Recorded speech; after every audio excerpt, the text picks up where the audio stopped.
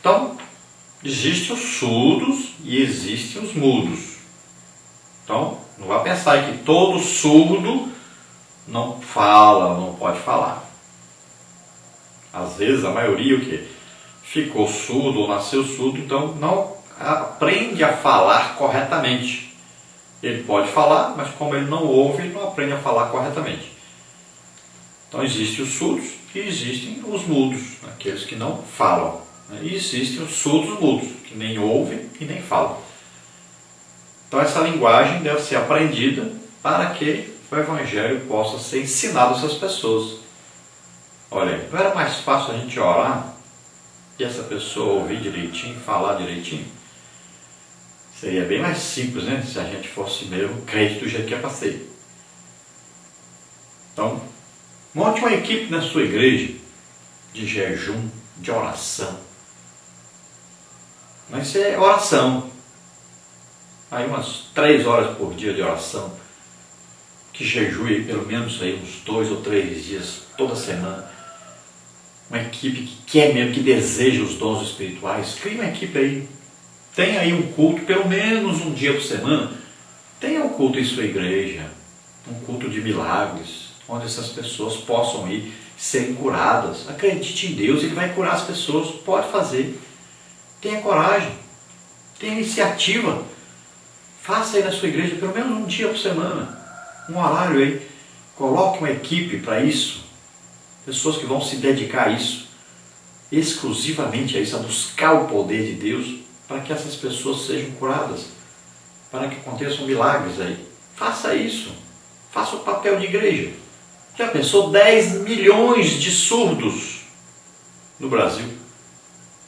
Uma igreja tão grande.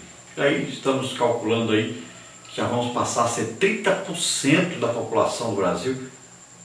Como é que pode? 10 milhões de surdos. Vamos orar por essas pessoas. Vamos colocar em cada congregação aí pelo menos um culto por semana dedicado exclusivamente a sermos o que temos que ser. Aí um hospital onde as pessoas vão para ser curadas, serem libertas. Vamos fazer o papel de igreja. E enquanto isso, então, vamos vendo essas coisas que facilitam a comunicação para essas pessoas irem ouvindo o Evangelho. O mais correto é achar alguém que já tem um parente, por exemplo, com esse problema, né? E aí essa pessoa já tem a facilidade, já sabe bastante coisa, então treine mais essa pessoa, eduque mais, coloque essa pessoa para evangelizar essas pessoas que têm deficiência e fazer com que elas possam ouvir, entender, né? Às vezes não vão ouvir com ouvido material, mas vão entender através aí da linguagem dos sinais, vão entender melhor o Evangelho.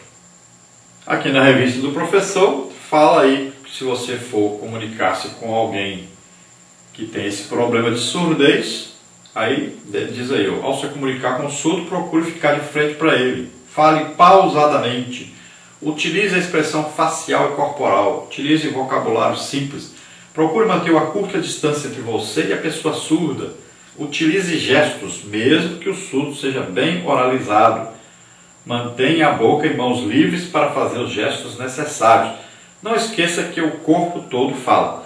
Procure dominar a língua de sinais e o alfabeto manual, principalmente para nomes próprios.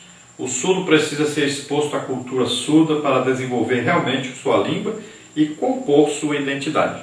No último tópico aí diz, as libras para o surdo é a língua materna.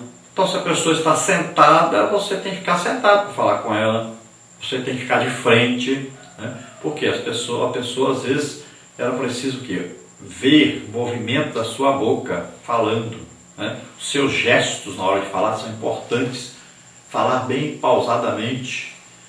Então existem coisas aí que você deve aprender para se comunicar com essas pessoas. Então procure aprender isso se você tem alguém aí, um parente, um amigo, alguém na sua rua, alguém no seu trabalho, alguém na igreja. Então precisa ter uma pessoa indicada, né? Uma pessoa treinada para se comunicar com essas pessoas. Essa linguagem é produzida exatamente para a pessoa que é surda e para essa pessoa ficará fácil ela se comunicar, tanto receber informação como informar. Na parte 3 nós temos a visão de Cristo aos cegos. Em nosso país, há 6 milhões e meio de pessoas com alguma deficiência visual. Trata-se, pois, de um campo missionário que exige obreiros amorosos e especializados. Olha aí que vergonha, 6 milhões e meio de pessoas com deficiência visual, pessoas que quase não enxergam ou pessoas que são cegas. Então, pessoas que precisam de um milagre, precisam de uma cura, pessoas que precisam ouvir o Evangelho, já que tem um problema visual, mas não tem um problema de audição, então elas precisam ouvir a palavra de Deus. Então nós temos que arranjar meios para que elas possam ouvir a palavra de Deus. E se elas têm a deficiência visual, é claro, a igreja tem que orar para que eles sejam curados imediatamente. Então, mantendo aquela ideia de um culto por semana, pelo menos, para que essas pessoas sejam curadas. Enquanto isso, vamos ver aí alguns métodos, para que possa haver uma comunicação melhor com essas pessoas. Então aí temos, na parte 3, a visão de Cristo aos cegos. Tópico 1, conduzindo os cegos a Cristo. Tópico 2, discipulando os cegos. Tópico 1, conduzindo os cegos a Cristo. Havia sempre alguém disposto a conduzir os cegos a Jesus. Veja Marcos 10, 46 a 52. Hoje, com os programas de inclusão, um cego é capaz de ir e vir sozinho a qualquer lugar. Não obstante, precisa ser trazido pessoalmente a Jesus. Todo salvo pode partilhar com um deficiente visual a visão do Salvador do mundo. Então veja bem que sempre ali tinha alguém que levava o cego até Jesus. Vamos ver aqueles 2 cegos ali, havia o Bartimeu e o outro, e eles gritavam, Jesus passava e eles gritavam. Até que Jesus parou e disse para as pessoas: tragam ele aqui. Então aqueles cegos foram conduzidos até Jesus e Jesus então cura aquele cego, ele passa a ver. Então nós precisamos conduzir essas pessoas a Jesus. Quem é o representante de Jesus? Nós, a igreja. Então nós devemos ir até essas pessoas e também trazer essas pessoas até nós, trazer essas pessoas até a igreja. Para quê? Para que aquele cego foi até Jesus? Para ser curado. Para que levaram o aleijado e passaram pelo telhado? Para ser curado. Então essa é a função da igreja. Agora, enquanto isso não acontece, porque a situação é essa da igreja hoje, a realidade, enquanto não acontece, vamos procurar então um meio de fazer com que essas pessoas possam ouvir, aprender sobre o Evangelho e se converterem. Então hoje um cego até consegue andar pelas ruas, tem cão-guia, tem tanta coisa hoje, coisas eletrônicas e tudo, que podem ajudá-lo. Até nas calçadas hoje, tem lá um lugar onde o cego anda direitinho. E existem algumas facilidades que nós precisamos arrumar para que as pessoas que têm esse problema de visão possam ir às igrejas, frequentar as igrejas normalmente, para eles terem aí uma facilidade de locomoção. Então, se você conhece alguém que tem problema sério de visão, então você deve conduzir essa pessoa, deve ajudar essa pessoa a ir até a igreja. E você também deve visitar essa pessoa, deve ministrar essa pessoa até que ele seja curado.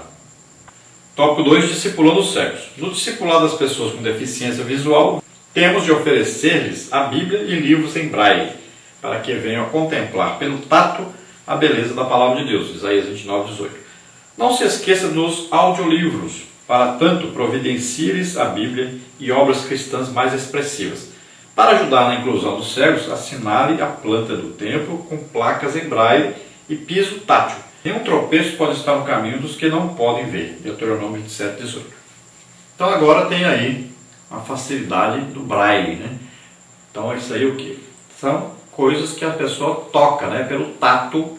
Ele vai aprender a ler pelo tato. Ele vai colocando a mão e vai ali aprendendo a ler, a identificar as letras, e daqui a pouco ele já sabe ler. Então ele vai poder ler livros através do tato. E temos hoje também os audiolivros, que é um livro que é falado. A pessoa vai lá no seu computador, no seu tablet, e liga ali, e ele vai ouvir a palavra de Deus.